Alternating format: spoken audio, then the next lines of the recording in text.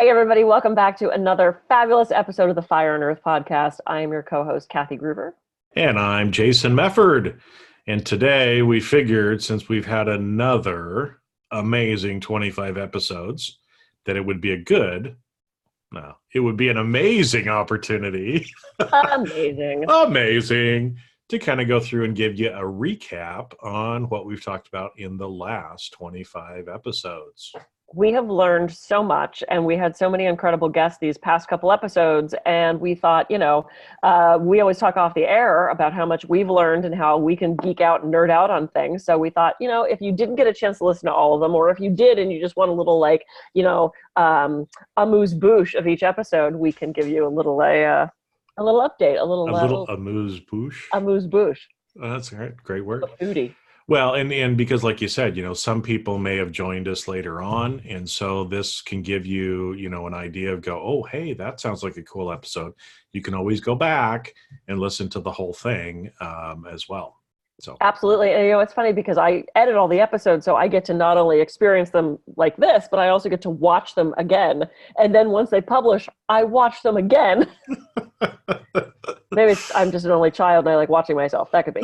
But I get so much from it. And I've got notebooks full of notes. And we had a phenomenal guest called Mike Mandel, who we'll talk about in a second. But I literally went and bought every book he recommended to take on my trip. So it's like this is the fun thing about doing this is we get to learn so much too. So whereas last we left off, we had done our episode 26 was the first 25 episodes. So the 27th episode was with phenomenal Sara Caputo, who we had actually had on in our first 25 episodes too. She's an organizational psychologist. She did amazing stuff. And she talked about the triangle and putting yourself at the top of that productivity triangle. And then also about being in the weeds. It's not about smoking pot. What's about being in the weeds, Jason? Well, it's about actually doing and getting down too far in the details in your business. And, a lot of people might talk about things like your creative genius. And if you're in the weeds, you're doing all the little administrative day-to-day kind of stuff and not really contributing or in your creative genius zone, right? And I know that was a big wake-up episode for me because I do most of the stuff in my business, right? And so I am too much in the weeds a lot of times, and it's actually encouraged me that and some other stuff to actually hire some people to help out and to try to get out of the weeds and spend a lot more time in my creative genius zone, which is actually creating content, right? And, developing relationships and coaching people. Absolutely. And that's such a good point because sometimes, well, at least for me, I know sometimes it's easier to stay in the weeds. It's easier to, futz around my office and organize my little things and do this piddly little shit rather than actually taking a big chunk of that huge thing that I keep saying I want to do, whether it's the online course or whether it's doing that mass mailing. I mean, I can't tell you how long I fought doing my newsletter this past month. It took me a half an hour, but I kept resisting. I didn't feel like doing it. I didn't want to do it. And finally, it was the only thing left on my list. I mean, I organized my sock drawer. I played with the cat. I mean, I got the most ridiculous stuff done, which made me feel so accomplished. And I still hadn't done that one big thing that I knew I had to do. It took me like less than a half an hour to do it. And it was just about getting out of the weeds, getting out of that muck and that mire of this little piddly shit that, you kind of have to do, but can you bring someone else in to do that thing? And so it was really about prioritizing and putting those important things at the top of that list. So she was an amazing guest. She was fabulous. I learned so much from her. And she's a local Santa Barbarian, so that was fun. Yes. Well, and I think too, you'll see as we're talking about this, how all these topics really kind of go together in a lot of ways, right?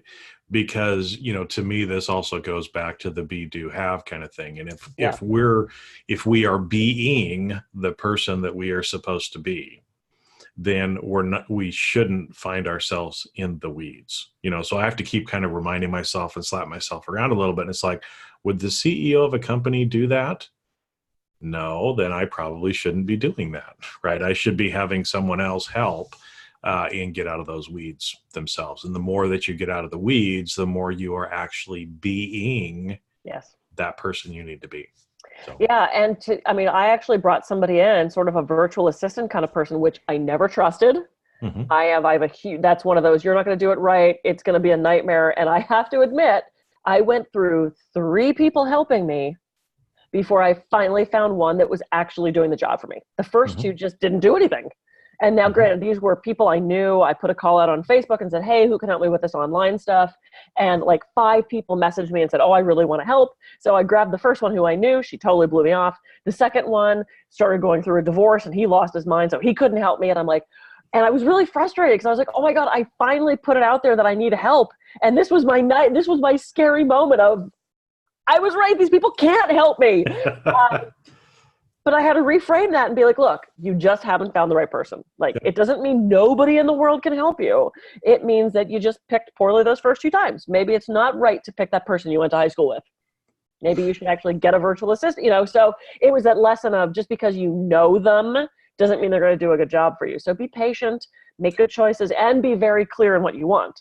Because I didn't give them a time thing. I'm like, hey, can you do this thing? And it was just very loose, and I didn't direct them as much as I could have, should have. And so now when I got to the third person, I'm like, look, I need to have this done by this. This is what has to happen. This is what I want you to do. If you see you can't do it, let me know. Tell me. Yeah. You cannot devote at least an hour a day to doing this. Tell me right now. And I hadn't set those parameters before. So that was my little lesson in trying to get stuff done. So we can, yeah. All right. So we left Sara Caputo and we went to smoke breaks. Oh, yes. Are we advocating smoking, Jason? No, but actually it's funny because, you know, I'd heard this before and actually after we did the episode, I've heard it from several other people too, that, you know, sitting is the new smoking. And they've actually said that term.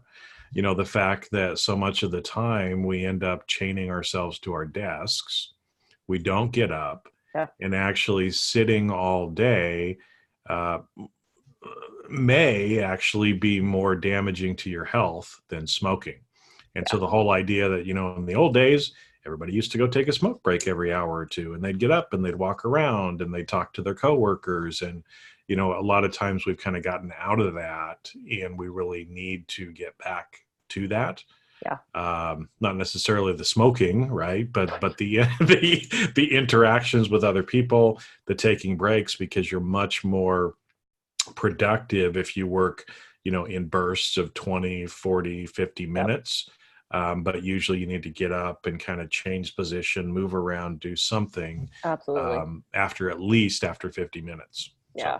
And we talked about concentrating, and you can only concentrate on things for so long before you have to decentrate. And we never talk about that, but that pendulum has to swing. You cannot be in full concentration for 8 hours without moving. Now, I understand. I have friends who are programmers who literally, once they get in that zone, they get in that language, they do just tear through and do it. But they do that once a month. They're not doing that every day for 8 hours. And then I see their shoulders are out of whack and their hand hurts from the mouse. And, you know, please get up and move. You know. I know. And that's my note to myself today, because yesterday I probably didn't move as much as I needed to, and I can feel it in my shoulders today. Yep. That's the joy of being a massage therapist. Yes. I don't sit still. And then I go to dance class and trapeze. So my problem is sit still. You don't sit still enough. Yeah, probably. Yeah. So it's about finding that balance and what works for you. Remember, this is all what works for you. This is not a blanket statement. All right. So we're all going to take up smoking. No. We're going to take breaks. We're going to take breaks. Oh, right. Yeah. Crap. Okay. I was ready. I had my Camel lights. Okay. And then we talked about James Hazelrig and stories. Oh, that was such a fun episode. Yeah. I mean, you know, because it brings up, because he uses stories in hypnosis, right? Yes. But I think we kind of got off on the tangent too, you know, that the whole idea is everything is a story, right? I mean, everything that happens, we're placing some sort of meaning on it. We're creating a story out of these things. And hey, if you want your story to end differently, then change the ending. We have control. We're the author of our life, and we have the choice to actually write the ending that we want. Yeah. And also people relate through stories. And I know when I do my talks, and I know you do this as well, it's like I relate personal stories, and I can stand up there and go, stress is bad, blah, blah, blah. Or I can tell them this captivating and meandering story about how I got trapped in the UK because my tire blew and no one came and helped me. You know, that became my signature story for my stress talk, is about being in this present moment.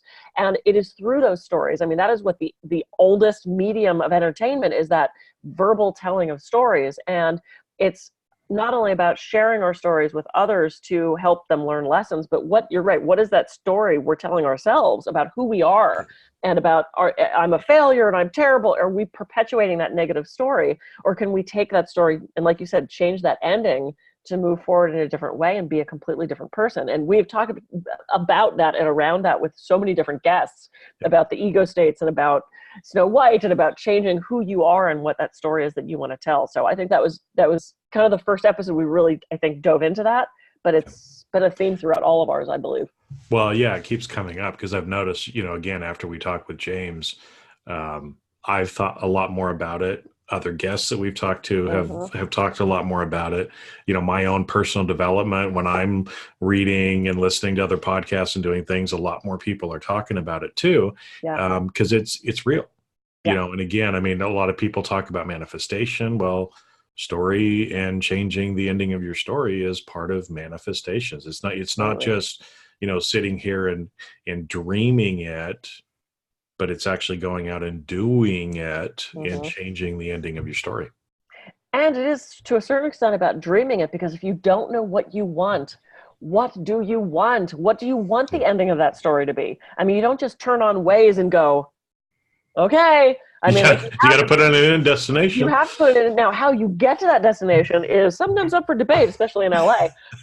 The 405, oh my God. But, and if you don't know where you're going, you can't program that story. So I think it's really important to know what you want. In fact, the next episode we do is about values. Yes. Oh, and ironically that you and I picked pretty much the same 3 values, I think we were very much in alignment. Yeah. Yeah. What were they? I don't even remember now. I don't know. Fun and humor. Didn't we have fun was one, right? I had freedom, I think, was one of mine. I'm trying to remember from the list because they were a little bit different from the ones that I have up on my vision board and that I deal with. But we had 2 that were identical and one that was a synonym. Mm-hmm. Cinnamon. Synonym. I have to go back and look at my notes to figure out what it was exactly. Welcome to Drunk Fire and Earth. Yeah. No, but the whole idea with the values, again, like you said, if we're creating our stories, we have to know where we want to go.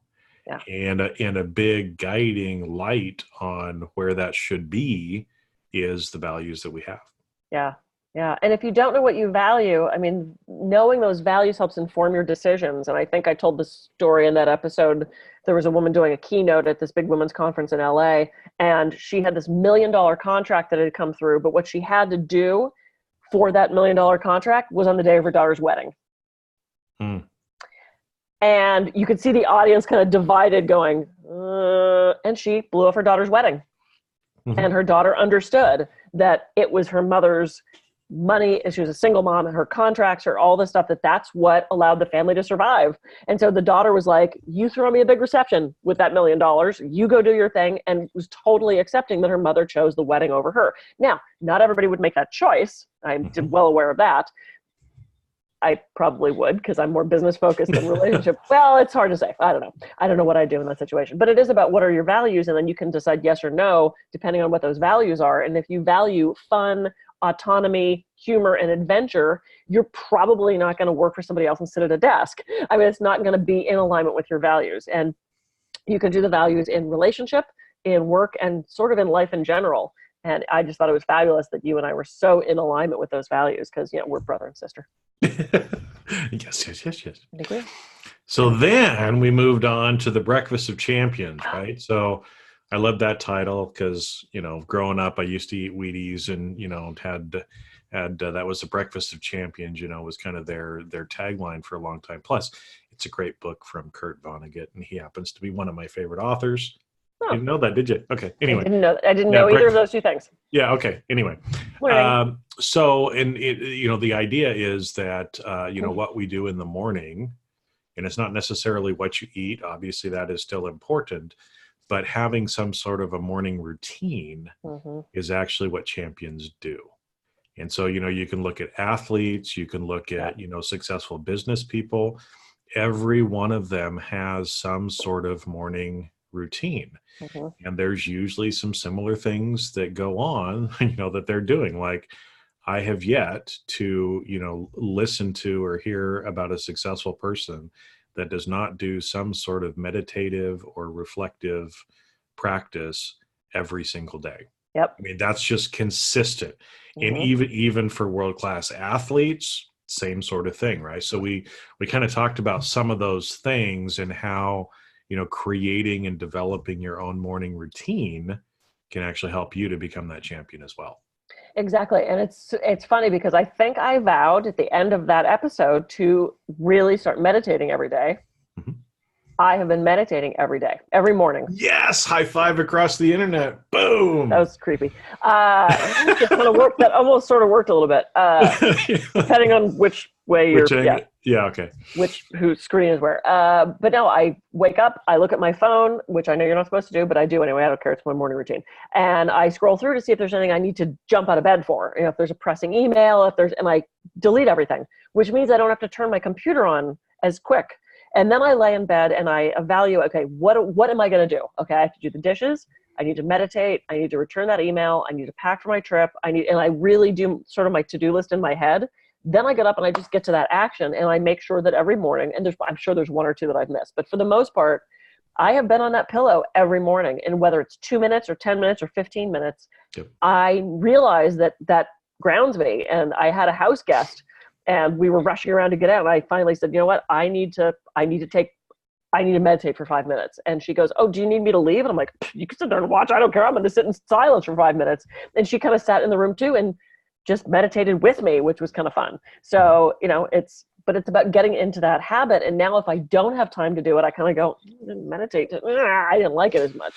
Well, and I can feel a difference, right? Because again, I have kind of certain things that I'm trying to do every day. And I can tell a lot of times in the afternoon when I'm feeling a little flat, a little blah, it's like, oh yeah, I forgot to do something this morning. And you can end up kind of telling because, a lot of times people talk about habits as being bad things. Well, good habits are good things, right? And so developing those, trying to stick to them, having integrity with yourself so that you're doing them because you've made a commitment to yourself. It shows up in so many other places in your life too. Absolutely. And and I have found if I don't lay in bed and kind of do, okay, I need to do this is what my morning's going to look like. I just sort of wander around my house going, and I feel scattered and nothing gets done. And I do this little piecemeal shit. I'm in the weeds and I'm not actually getting the things done that I know I have to, but I haven't programmed myself for that, So I think that first hour when you wake up, whether it's going for a run or whether it's answering those emails or meditation or playing with the cat or whatever it is, I think that truly is, and what you eat, because I'm big into that too. I really do think that sets up the rest of our day. So yeah, very cool. All right. So we left our morning routine to deal with negative people. I don't know why you'd want to leave the morning routine to deal with them, but. Well, it's the next episode. So that's right. Yeah. Because we do linear Capricorn. I'm going in order because there you go. Can't do it any other way. Yeah, because we do encounter negative people in our lives, don't we? Yes. And it's exhausting. And we talked about practical ways to deal with that and setting up boundaries. And I know we've talked about boundaries in so many episodes. And that's a pretty self-explanatory episode, dealing with negative people and setting up those boundaries and saying yes or no. And we can arrive at those boundaries a lot from looking at our values. So again, it's all sort of intertwining and weaving into things. So that was a fun episode. It is. Well, and then next we talked to Brad Dalias. He was great. Podcast host. Got Motivators in Motion podcast, right? And, just talked a little bit about business, about motivating, about having, his whole idea and purpose kind of behind his was to do a daily motivation, right? For people to be able to help them kind of get motivated every single day. Yeah. Is it important for us to get motivated every single day? What? Yeah. I'm sorry. I said, is it important for us to get motivated? Motivated. Yes, I'm very motivated right now, and I should probably go take care of that at some point. Yes. Ladies and gentlemen, here is some of the unscripted and unedited portion of the Fire and Earth podcast. The motivated part? Yes. The motivated. Yeah. Okay. Emotated is what we could actually do. Emotate. I emotate. I like that. Emotate. Do you emotate with emoticons? I would think you probably have to, but I like the little kissy face one because that's what I. Okay, there we go. I send that one all the time. Okay. I got all a little warm inside. Okay. Speaking of warm inside, we had Peter on, who is one of my dear best friends. Peter Bedard's story is pretty incredible. He was hit by a truck, actually jammed into the back of a semi, if I remember correctly, and died, and watched himself like from away dying. His body was battered and beaten, and he's written now 2 books. With one of the offsets of Simon and Schuster, wasn't it? One of their new Simon and Schuster. And he's incredible, and he is one of the most just positive healing beings. His energy is just so kind and just pure love. And we talked with him about healing emotionally and how you can take those steps and do a couple. I think is that the one where he led us through the exercise and talked about emotions and healing, and it was just a beautiful episode. I really encourage you all to listen to that one, because us talking about it is kind of pointless. I mean, it's all about him and his energy and what he imparted to us. Well, yeah, because we did 2 different episodes with Peter, and I think that's a great way of kind of describing him. Is the word that pops in my mind is kind and loving, as well, and how he really has a desire for people to heal themselves physically, emotionally, everything else, and he's actually gone through that process and really did give some practical tips for how we can actually do that. So yeah, it's I was trying to remember if it was that episode or the other one where we were talking about the affirmations. I think it was the other one. It was the other one, right? Okay. So maybe we'll get to it, or I can't remember if it was before, but where he was getting all excited as he was doing it. And so it's like, all right, I'm going to try that too. And it's like, holy shit, I feel totally different when I do it that way. Yeah. Well, and I know we haven't talked about this episode yet, but this thing with Mike Mandel, I do that all the time. Oh, yeah, and I started doing that even before our episode, but I've taught that to a couple clients too, and it's been fabulous. We're just teasing on that. All right, so we leave Peter behind to managing emotions and having compassion. Now, this was a rough year for both of us. We both had losses. I left my husband. My dad died. Lost a boyfriend. My best friend just buried her husband at age 50. It's just been, my mother-in-law's in the hospital. It's been a litany of just trying to manage that emotion, having compassion and patience for yourself, because we're in business, and yes, we have this list of things we want to accomplish, and we're human beings. Yeah. Well, and as being human beings, we're emotional. Yeah. And, a lot of, especially because kind of in my profession, a lot of analytical left brain people, and try to not have emotion at work and other things. So, a lot of the stuff that I teach around emotional intelligence kind of, hits right on it. It's like, because we are emotional, we have to remember that, but we also need to have some compassion for ourselves. Yeah. Sometimes when we're going through a hard time, sometimes we just need a hug. Yeah. Sometimes we need to, just kind of stop and remember and be grateful for where we have come. Because I know that was, that way for me, especially at the beginning of the year. As I look back now, I've seen how much I've actually grown emotionally during the year. Yeah. All of that hasn't translated into, millions of dollars, in the jet and everything in my business. But, me stopping and being grateful and having compassion for what I have accomplished. Because when I look back, it's like, holy shit, and I think it's that way for both of us. The stuff that we've come through this year and where we're both set up here at the end of the year and for next year. Yes. And maybe as a reminder to everybody, sometimes you got to go through some horrible shit before the light comes. Yeah. And so, just give yourself compassion, keep pushing through the pain and keep going, because the good stuff is there and you do have a lot to be grateful for. Absolutely. And take a break if you need it. Right after my dad died, I handled it incredibly well, but there were these moments where this emotion would wash over me. And it's easier when I'm doing massage because I can kind of be in my own space and my body just automatically does it. But I remember I had a hypnosis session scheduled for a client, And I was really in a shitty space. Like there was no way I could sit there across from her and give her a good session. And so I messaged her and I said, Kat, I am so sorry I have to do this, but I'm really feeling low today and I am not going to serve you well by coming into the office. Can we reschedule? And she's like, thank you so much. I said, could I have done it? Could I have faked my way through your session and taken your money?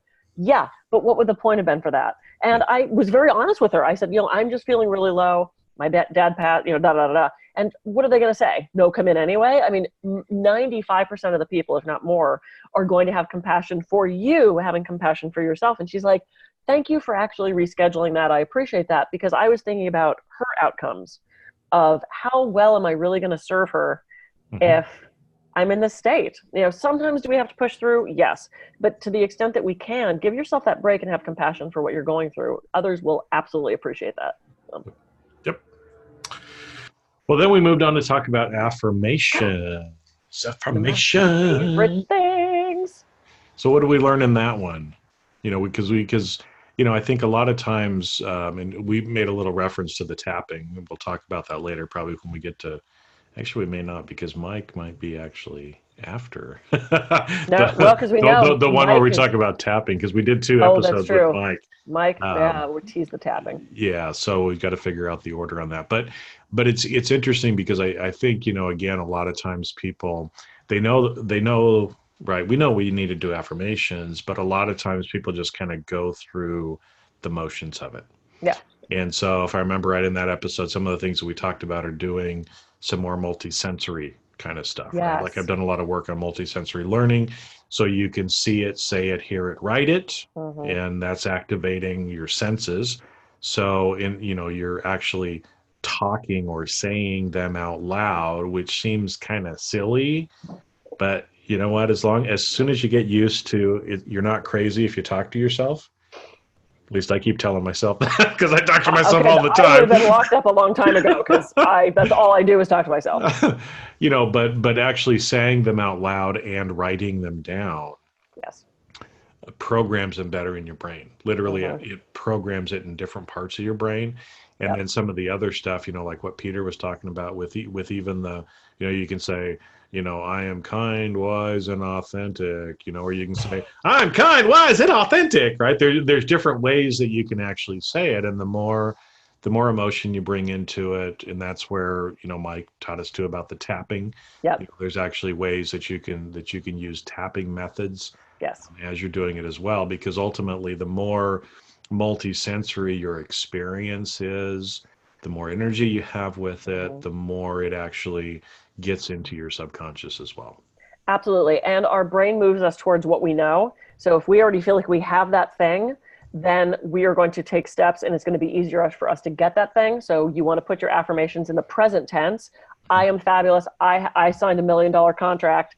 And Peter talked about that as well. And I know we talked about sort of cheating. If you say, I have $1 million, if you don't believe that, how you can sneak your way into that. So we'll make you listen to that episode. But the other thing is it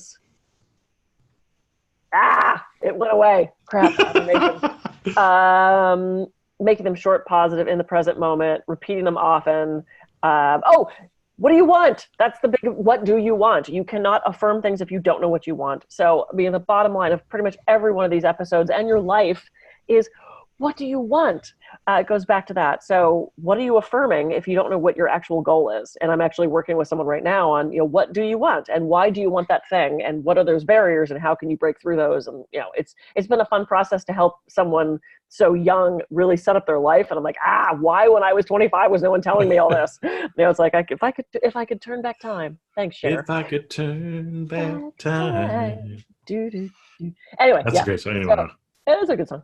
And then we move into the 5 love languages. This was one of my favorite episodes, actually. Physical touch, words of affirmation, gifts, acts of service, and quality time. It's not just about relationship. It's about relationship with yourself and how you can move forward in your business too. So we had a lot of fun on that one. That was a good episode. Yeah, I kind of took a little twist on that, because again, a lot of people know about the 5 love languages for relationships, and they're very important and helpful in that way. But again, that we can also use that kind of for our self-care as well, right? And so even the silly example, because I'm a high one for physical touch. And so again, well, if I'm by myself and I feel like I need a hug and there's nobody around, you can give yourself a hug. And it seems a little silly. It actually does help, though. But it does help. And so, that you can actually apply those to your own self-care. So yeah, great little way of doing it. Absolutely. And then we had a phenomenal guest on that was one of the guests you found. Denise was incredible. You know her so much better than I. So, I mean, just give an idea of what she's doing, because her project is amazing. Yeah. So she did a movie and kind of runs what's called Project Inye, which is she's an award-winning filmmaker. So documentary that she put out kind of about her life, and the whole idea of it is it's mainly targeted for people who are their parents came to America, so they're a first generation American, and kind of this whole draw between, you're not Latino enough if you don't do this, but you're not American enough if you don't do this, and kind of this whole idea of being stuck between two worlds. And so obviously it resonates with her people, but it resonates with all of us, because so much of the time we do feel like, well, this is really what I want to do, or this is really who I am, but the world's telling me I have to do this. Yeah. And so we do kind of feel stuck between those. And really, one of the best things that we can do is actually be selfish, because when we're selfish and nurture and take care of and grow into who we really are, that's how we accelerate our dreams. That's how we're actually able to serve and help other people. Yeah. It's scary as hell to do it. Well, right? And I was just going to say, it's like, I'm just a white chick. I was born here. I was raised here. It's just like, I have no, other than the fact that I'm a woman, which is, I guess, considered a minority population. I cannot claim to be a minority in any way, shape, or form, except for the fact that I was horribly bullied, and I didn't feel like I fit anywhere. I didn't fit in with the really hyper smart people, even though that's where they put me. I didn't fit in with the jocks. I didn't fit in with the, thank God I found drama club, because that became my little tribe of people. And I realized we're all freaks. We're all, misfits. We all belong on the island of misfit toys. And we all have those feelings sometimes. And she's just had this amazing ability to put that into words through the experiences that she's had. And she's helped so many people. And I watched a couple of the trailers of the new movie that she has coming out. It's incredible. And it spoke to me, even though I am not Latina, I am not a minority, because we've all felt like that. We've all felt like an outcast. Yeah, no, it's one of those, because like you said, yeah, her first movie's out there. You can see it online. Second one they're working on, I know they were working on a deal, so hopefully they've got that all figured out now. Next time I talk to her, I've got to ask her about that. But in watching it, if you take the time to watch it, you will be emotionally affected. Yeah. I mean, you just will be. So. Beautiful stuff. Now we move back to Peter, episode 40. Moving back to Peter, and again talking about, that's, I think, when he got excited about the affirmations. We kind of covered that. All right, so what did we talk to? Episode 41, we went to, Christina Donaldson. She's one of my best friends. So she's a clinical psychologist. She also teaches at Antioch University here in Santa Barbara, and she was just talking about cognitive flexibility and how emotional health and psychological health is really such a huge issue right now, and how we can all make different choices to be more flexible in how we handle emotional states and how we handle our traumas, dramas, and setbacks. So that was a beautiful episode. I love that. Yeah, because the whole idea, that cognitive flexibility, I love that term. That a lot of times, she was talking about a lot of the stress and anxiety is caused often because we are not cognitively or critically thinking about maybe what's going on around us. And if we stop and do a little bit of time out, then a lot of that, fear, false expectations appearing real, just kind of go away. Because it's like, well, of course, that's not what's really going on, right?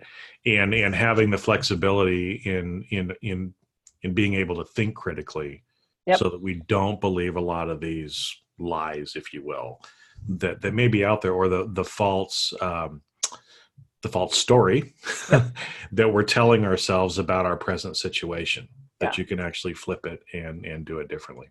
Yeah, because so often we don't It's not true. And that's one of the things I talk about all the time is, do I know that in my communication workshops? Do I know that to be true? Are you just making assumptions about things, or do you actually have proof that that thing is happening?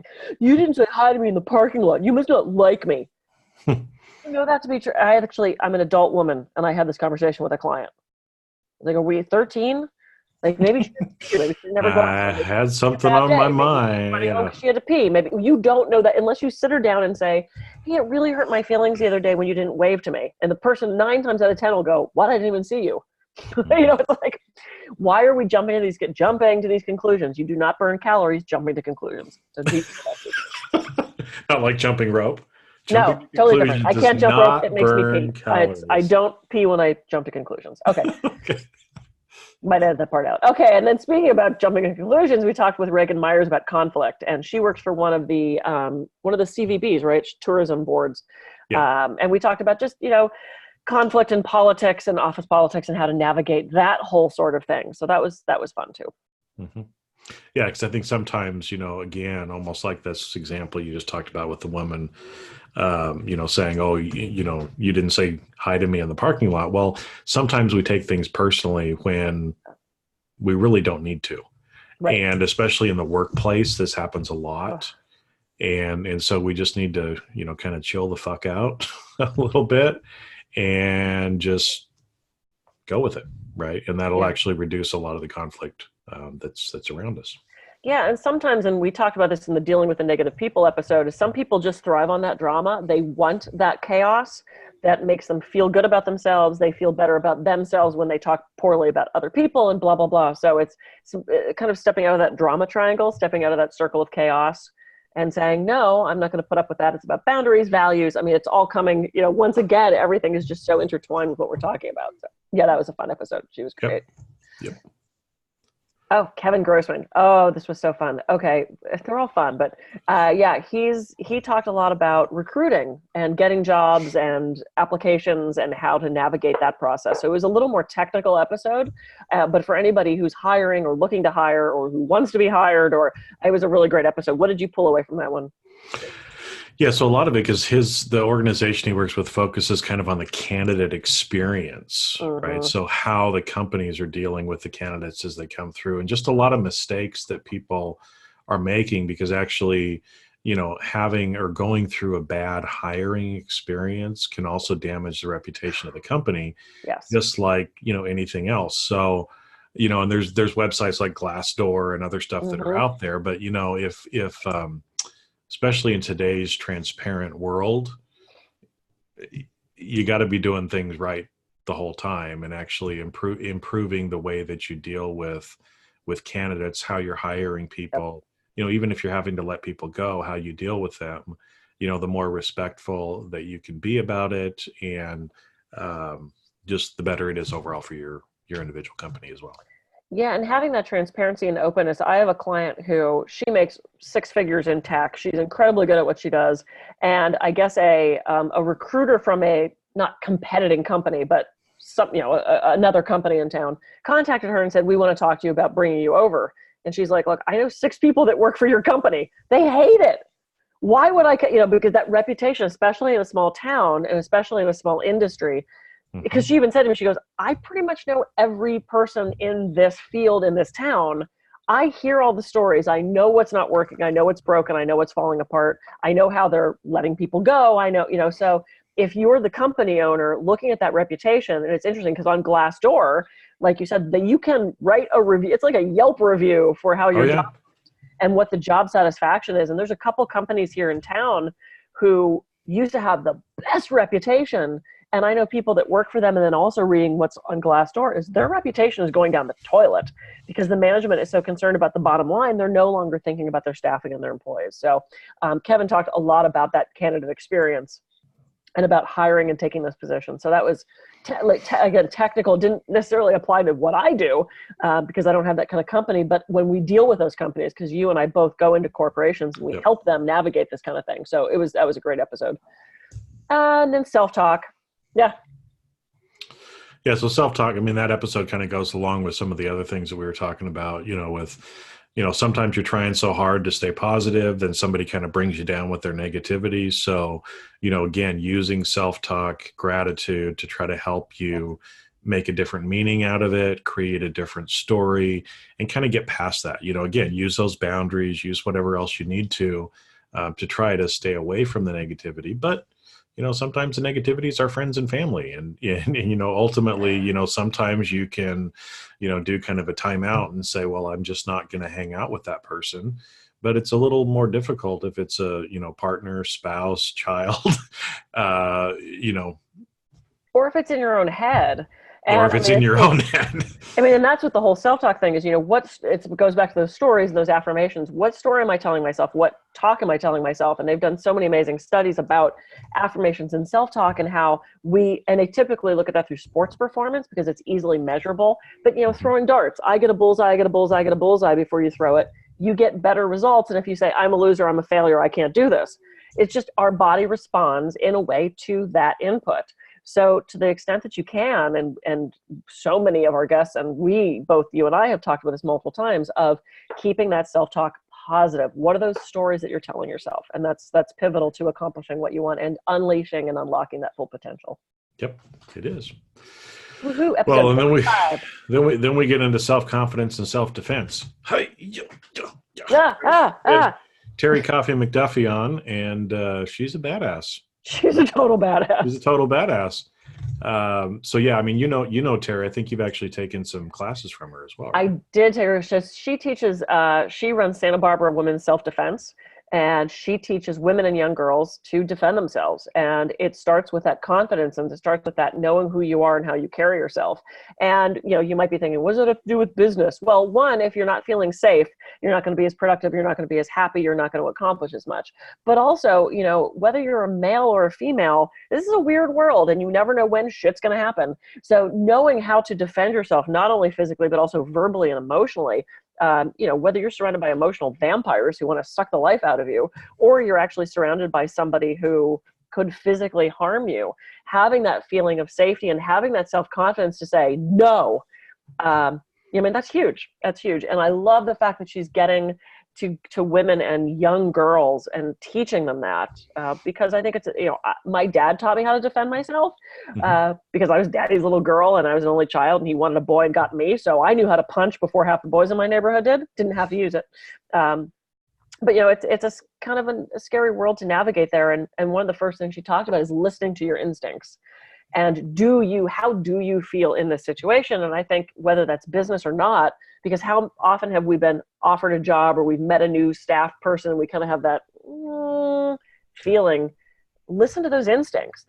We have those for a reason. And I think especially guys so often don't listen to that sixth sense, and we're the psychic ones and but we all have that sense. We all have the ability to tap into that. I think that's really what the root of what she was talking about was. Well, and I like too the whole self-confidence side of it, because again, it's giving people self-confidence by teaching them self-defense is one thing, but just self-confidence in general. And again, this is kind of a common theme that you're hearing through a lot of these episodes is the more confident we can be, because actually the self-hypnosis session that I went through this morning was actually about confidence, and so part of it was think of a time when you felt very confident, that you felt, like you were on top of the world, that you could accomplish anything. And so we're thinking about that. Yeah. Now think about what you want in the future and apply that same feeling that you had back then to the future. Yeah. And there's a lot of power in being confident. Yes. It's totally changes, other people's reactions. It's totally different in the way that you show up in your being, right? Yes. Because if you are confident in your future self being, then you're going to be that person more often. So yes, you can put on whatever hat you want. You can be whoever you want to be in that moment. I know that's a future episode. We talked about that with the ego states with Mike Mandel. That's coming. It's coming. Okay. So we've got our self-defense. We're ready to kick ass. And now we talk to Hallie Avolio. I just like to say that. I know you do. I should have. I stole your Avolio thunder there. Yeah, and she has the Sassy Healthy Fit Healthy AF podcast. And she was incredible. We talked about not being a victim and being your own hero, and being basically kind of your own superhero. So yeah, she was incredible. She's a very dear friend. She's also in Santa Barbara, tapping on my local talent here. Yeah. But yeah, I mean, that was a really fun episode. I know you really seem to enjoy that one with her. Well, yeah, because I think, so much of the time we get into victim mode. We feel like, oh, I'm not this enough. I'm not that enough. Oh, this whatever is holding me back. Oh, and so we start trying to blame all of these things and end up becoming this victim. We're not getting the results that we want because we're just kind of complaining and making excuses versus saying, okay, you know what? I'm going to move into my superhero ego, right? And actually take control of it and not try to find an excuse, but, go out and have the courage. Because that's I think one of the big things too, is that, it takes courage to be a hero. Yeah. And so when you think about, whether it's superhero movies or what I kind of like the term, and I love stories like this where it's, ordinary people doing extraordinary things.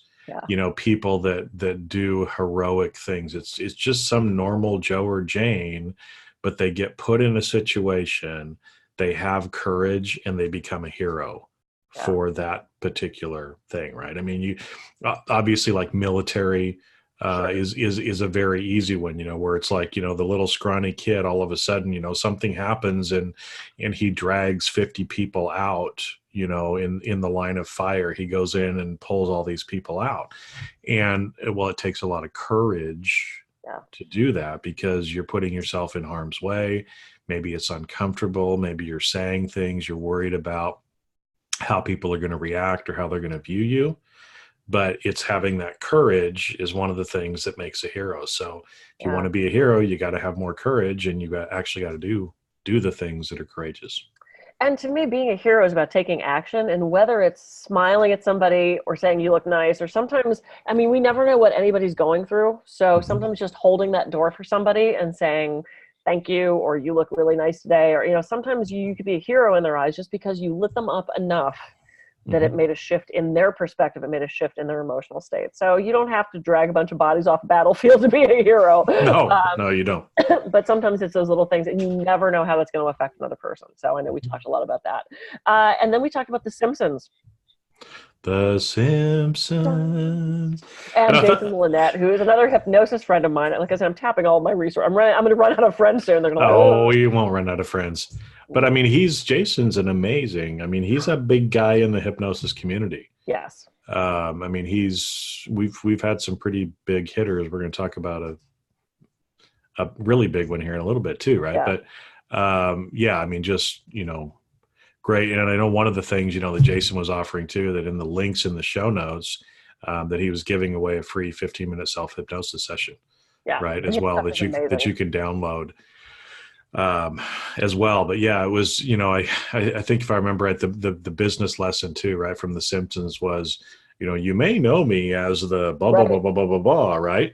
And just how he's started, kind of incorporating that in, and it really kind of goes into some of the stuff that, I've heard about infusion selling and some other stuff where you're actually, using some of these suggestions.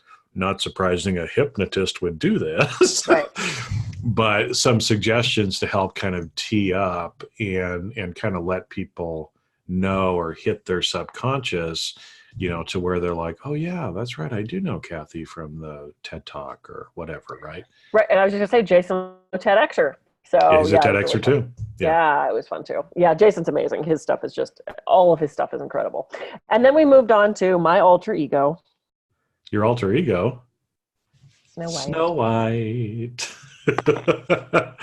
My vulnerable, you do play with the scrub jay in the morning, right? Every morning. Yeah. He's out there every morning now squawking at me like, come on, girl. Where's my food? Where's my food? My peanut. Yeah. So I had done a coaching workshop, and we were tapping into, no pun intended, those other aspects of our personality that the people wanted to see. So everybody was like, oh, you're a badass and you accomplish things and you're no nonsense and you don't take bullshit and you call people on their stuff. We'd like to see your more sensitive, vulnerable side. And so for the rest of that day, I had to be Snow White, and I had to do a coaching session like that. And it actually ended up turning out kind of fun, looking at the seven dwarfs and the witch and all this stuff. So it was not only looking at metaphor, which was part of the aspect of the coaching thing, but also tapping into those parts of your personality that people might not see, which leads us right into the last episode we're going to talk about, which is Mike Mandel. He's one of my favorite people. I love Mike. And he talks about ego states. And, there's different aspects of ourselves. And what did he say? We had between like 75 and 120 different ego states that we can call on. Yeah, because I can't remember. I think the average, because I did the same thing that you did. And I downloaded at least one of the books. I can't remember the man's name right now off the top of my head. Okay, that he had referred to, and I started reading the book, and in there, I think he was talking about normal people usually have at least 5 to 15, maybe more, but there are all of these different ego states, and those are probably the ones that are more present. Mike talked about some of the ones that were in the cellar. That just don't come out for a while. Some of those are a little scarier. There's trauma and other stuff associated with them that we have to deal with. But the whole idea, again, that just like with Snow White, there are different ego states within us because, if you notice, certain times you show up as one kind of person, other times you show up as a different kind of person. Totally. And it really kind of taps into, what's been discussed now as some of this ego state, which is not the same as ego as Freud talked about, kind of like the 3 ego states that Freud talked about. This is a little bit different. And actually kind of comes on and has been work after Freud to kind of improve upon some of this stuff. But just, some of the amazing stuff that Mike has done, because he shared with us a few examples of, some of the work that he's done with clients and actually using tapping as well as ego state work to actually kind of heal some of the ego states and realize which ego state needs to show up. Correct. Yeah, and it's like you don't want, I was at the trapeze rig the other day, and one of the guys that owns the rig is about to do this talk about fear, and so he and I were bouncing ideas off each other. And the guy I'm dating was there, because he was there. And with him, I'm a little kid, real goofy, and he saw the brain does that. I put on, like, lecture hat, PhD Kathy, and I was talking to this other person about this talk that he was about to give, and you could see the guy that I was dating who's used to this just like goofy, like immature Kathy kind of sitting there going, who the hell's that? Very different, my voice changes and my attitude changes, and I know when to bring on it's lecture Kathy time. And when I'm doing funny stuff, I don't want lecture Kathy. And Mike actually talked about that, how he got up to do a stage hypnosis show, and it wasn't fun showman Mike, it was lecture Mike. And though he did the same lines and the same things, it wasn't fun and carefree. It was very teachy. The wrong person showed up to that. And I don't want lecture Kathy to show up on a date. I want fun, playful Kathy to show up on a date. 'Cause that's boring, So it's like, who is coming to that event? Who is coming to that thing?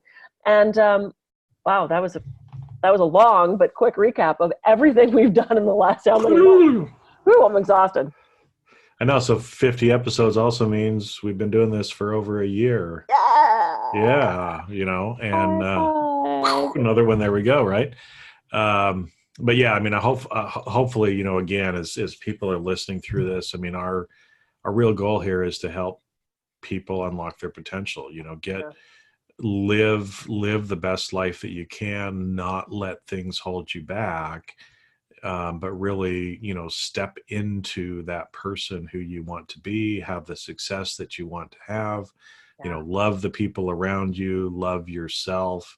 And that's why we're here. That's why we do this. And we have one of these things come out every single week, is because, this is important. We think it's important. That's why we're doing it. And, again, you can see some of the common themes. You're going to see some of these same things coming forward the next year and the year after that as well, because we're probably still going to be talking about a lot of the same things. Well, there's really only 4 things. That's like, everything kind of funnels back to that same thing.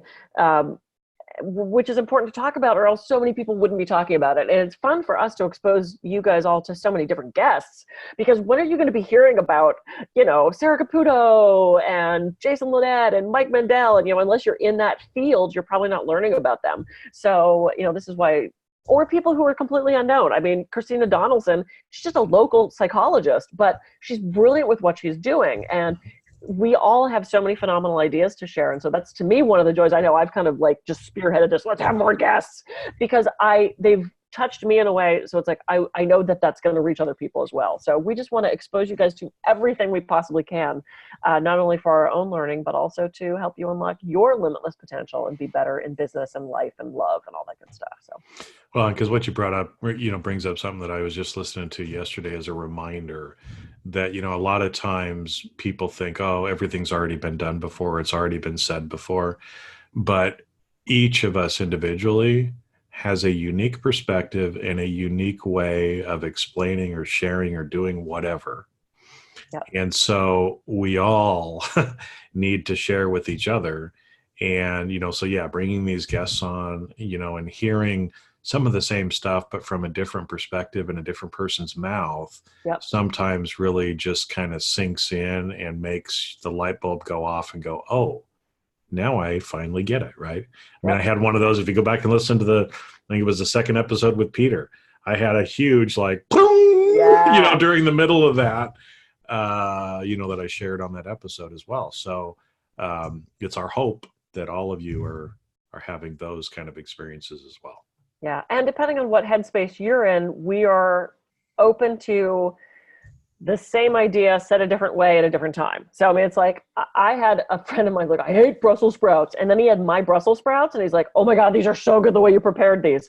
So sometimes it's just putting a little different spice on it, or it's the mood you're in, or, I don't always want a hamburger, but when I do, how many different versions of a hamburger can I have? So it's about what you're ready for in that moment. So, okay, we've been talking for like an hour now, so we should probably. We had a lot to talk about today. We had a lot to talk about today. Now we have to recap our recap. Go forth. Do good work. Love yourself, love others, don't be an asshole. That's pretty much my motto. I mean, it really is. Go for what you want and be kind to other people. And when you do, you'll unlock your potential. You'll really get the things in life that you want and you need. And like you said, love is one of those things that we all need. And, the more you treat other people well, the more you treat yourself well, the more love you'll feel and the more that you'll actually give out in the world as well. Yeah. So stay connected with us, with others. Tell everybody about this podcast. We'd love to have more viewers, listeners, because we're sharing so much great stuff. So share that with others. I'm Kathy Groover. I can be reached at kathygroover.com.